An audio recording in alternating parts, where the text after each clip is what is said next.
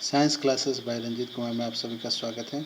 आप सभी पढ़ने जा रहे हैं 11वीं क्लास केमिस्ट्री, जो कि आपका पहला चैप्टर होता है केमिस्ट्री का some important basic concept on chemistry. इसमें आप पढ़ने जा रहे हैं परसेंटेज कंपोजिशन। जैसे कोई अगर मान ली कि परसेंटेज कंपोजिशन क्यों ज़रूरी होता है, तो कोई भी कंपाउंड आपका तैयार होता है, कोई कंपाउंड आपको बनाना है, तो उसमें जितने एलिमेंट्स होते हैं कंपोजिशन, उनके परसेंटेज आपको सही सही मालूम होगा तो आप उसको तैयार कर सकेंगे। एग्ज़ाम्पल के लिए अगर हम अगर हम for non compound also information gives, हमें मिलता है कि जैसे हम लोग एग्ज़ाम्पल के लिए वाटर ले लें, तो वाटर में जो आपका सिंस वाटर हाइड्रोजन और ऑक्सीजन दो इसके कंपोनेंट हैं, लेकिन हाइड्रोजन और ऑक्सीजन की एग्जैक्ट मात्रा हमें पता करने के लिए परसेंटेज का फॉर्मूला लगाना होता है। परसेंटेज जो होता है mass percentage of atom is equal to होता है mass of element of compound by molar mass of compound into 100। ऐसे से हम लोग निकालते हैं। तो हम लोग आते हैं कि मोलर मास ऑफ वाटर होता है 18.02 ग्राम, जबकि हम लोग मोलर मास जानते हैं हाइड्रोजन का होता है आपका 1.008। तो हम लोग परसेंटेज जब हाइड्रोजन का निकालेंगे तो जानते हैं कि वाटर में 2 हाइड्रोजन है, तो 2 मल्टीप्लाई 1.008 मल्टीप्लाई 100 डिवाइड 18.02, तो आ गया 11.18। फिर आपका आता है मास ऑफ ऑक्सीजन। जब निकालते हैं तो आपका मोलर मास होता है ऑक्सीजन का 16.00 मल्टीप्लाई 100 डिवाइड होगा 18.02, जो आ गया 88.79। अगर हम इन दोनों को ऐड कर दें तो आपका आ जाएगा फाइनली कि क्या मैंने इसका रिजल्टेंट 100 आ जाएगा। जिससे ये सही है कि नहीं यह मालूम चल जाता है। एक और फॉर्मूला हम लोग लेते हैं, जैसे इथेनॉल के केस में जो कंपोनेंट्स इसके कार्बन, हाइड्रोजन और ऑक्सीजन, सबके परसेंटेज निकालेंगे। सबसे पहले हम लोग मोलर मास निकालेंगे इथेनॉल का। इसके लिए क्या करेंगे, हम लोग कार्बन के, हाइड्रोजन के और ऑक्सीजन के मोल नंबर ऑफ मोल्स को एटम्स के नंबर से मल्टीप्लाई करके ऐड कर देंगे। जैसे कार्बन के मोल जो होता है, कार्बन का मोलर मास वो होता है 12.101, इसको 2 से मल्टीप्लाई कर देंगे। इसमें हाइड्रोजन 6 है तो 6 इंटू 1.008, और इसमें हम लोग ऑक्सीजन जोड़ देंगे 16.00, तो इस तरह से आपका आ गया टोटली 46.068 ग्राम।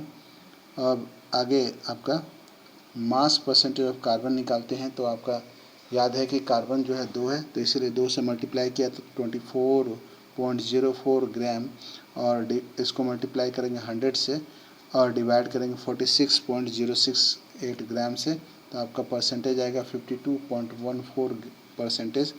फिर परसेंटेज ऑफ हाइड्रोजन, जैसा कि हमको मालूम है कि हाइड्रोजन 6 है, तो हाइड्रोजन के मोलर मास में से हम लोगों ने 6 मल्टीप्लाई किया तो आया 6.048 ग्राम। इसको 100 से मल्टीप्लाई करके और डिवाइड करेंगे 46.068 से, तो हम लोग का परसेंटेज आएगा 13.13% इसके बाद आपका है मास परसेंटेज ऑफ ऑक्सीजन।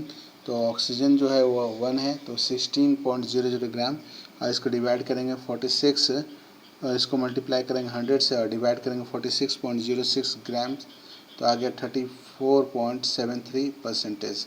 इस से आपने इथेनॉल के अलग अलग कंपोनेंट्स जो है उसका भी परसेंटेज आपने निकाल लिया। After understanding the calculation percentage of mass निकालते समय let us see that information हमको ऑप्टेन होता है कि परसेंटेज कंपोनेंट कितना है उसमें। ठीक है, अब आते हैं हम लोग एम्पेरिकल फार्मूला और मॉलिक्यूलर फार्मूला। तो empirical formula represent the simplest whole number ratio जो होते हैं कंपाउंड के, कंपाउंड में जितने कंपोनेंट्स हैं एटम के, उनका होल नंबर रेशियो हमको क्यों मिलता है। मॉलिक्यूलर फार्मूला जो है exact number of different type of atom जो आपके प्रेजेंट होते हैं कंपाउंड में, उनका सही सही हम लोग को नॉलेज पता लगता है। इफ मास और percent of various element present in compound is known as empirical formula कहें केवल आपके मास पर वेरियस एलिमेंट का। लेकिन अगर मॉलिक्यूलर फार्मूला अगर हम डिफाइन करते हैं तो ये मोलर मास को कंसिडर करता है, जो एग्जैक्ट इंफॉर्मेशन देता है कि कंपाउंड में कितने एटम्स हैं एग्जैक्ट उस एलिमेंट के। ठीक है, चलिए तो एक एग्जांपल हम लोग पेश करते हैं जिससे मालूम चल जाएगा कि क्या है, किस तरह से इसको निकालते हैं मोलर मास और एम्पिरिकल फार्मूला।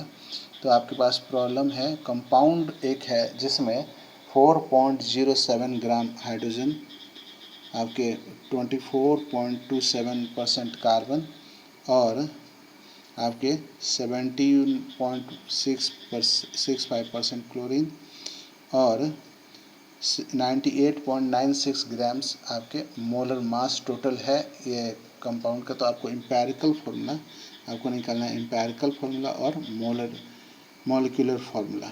तो कन्वर्सेशन ऑफ मास परसेंटेज के लिए, मास को हम लोग ग्राम परसेंटेज में चेंज करने के लिए टोटल जो आपके कंपाउंड है उसका मास हम लोगों ने 100 ग्राम कंसिडर किया।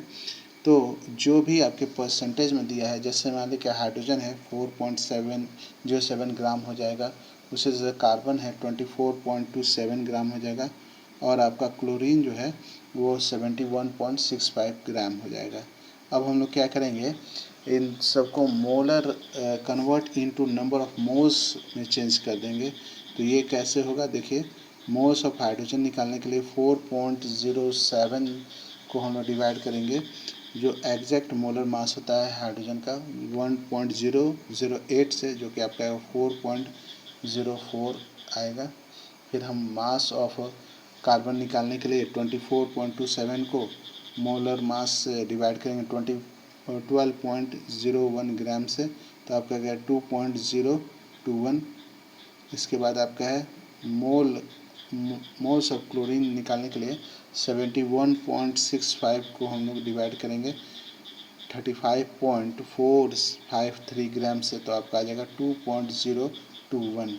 इस तरह से हम लोग सबको डिवाइड करते हैं तो हमें स्मॉलेस्ट नंबर फाइंड करना है। तो हमको स्मॉलेस्ट नंबर जो मिला वो मिला 2.021। तो हमको क्या है कि इनका रेशियो जब निकालते हैं तो आता है 2:1:1, यानी HC और Cl का इस तरह से रेशियो आ गया। In case of the ratio are not whole number, तो होल नंबर जब नहीं होगा तो इसको हम लोग कन्वर्टेड कर देंगे होल नंबर में, नियर बाई जो आपके फार्मूला मैथ्स में होता है वो लगा करके और सुटेबल कोफिशिएंट जो है वो प्रोवाइड कर देते हैं। राइट एम्पिरिकल फार्मूला, अब एम्पिरिकल फार्मूला हम लोग का क्या हो जाएगा, CH2Cl हो जाएगा। ये एम्पिरिकल फार्मूला कंपाउंड का हो गया। अब हम लोग को क्या करना है, मॉलिक्यूलर फार्मूला लिखना है।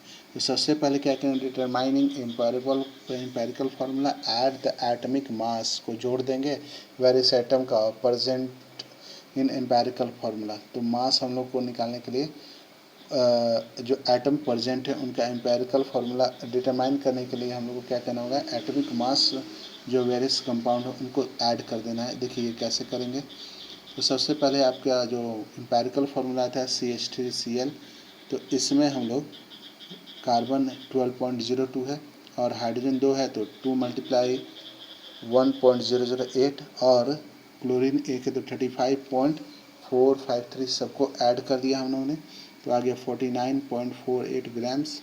अब हम लोग क्या करेंगे कि डिवाइड करेंगे, divide molar mass by empirical formula mass से, तो आपका हो गया molar mass by empirical formula mass, तो होगा 98.96 बाय 49.48 ग्राम, जो कि आपका आ जाता है 2, इसको n मानेंगे। और अब हम लोग क्या करेंगे, मल्टीप्लाई करेंगे एम्पिरिकल फार्मूला से, जो हम लोग का n आया है उससे, यानी एम्पिरिकल फार्मूला जो है वो CH2Cl है, n का मान 2 रख करके C2H4Cl2 निकालेंगे, ये आपका मॉलिक्यूलर फार्मूला हो गया। इस तरह से ये आज का वीडियो यहाँ पे समाप्त होता है। अगले वीडियो में हम लोग पढ़ेंगे स्टोइचियोमेट्री एंड स्टोइचियोमेट्रिकल कैलकुलेशन के बारे में पढ़ेंगे। इस वीडियो को लाइक करें, शेयर करें, सब्सक्राइब करें। Thank you, have a nice day.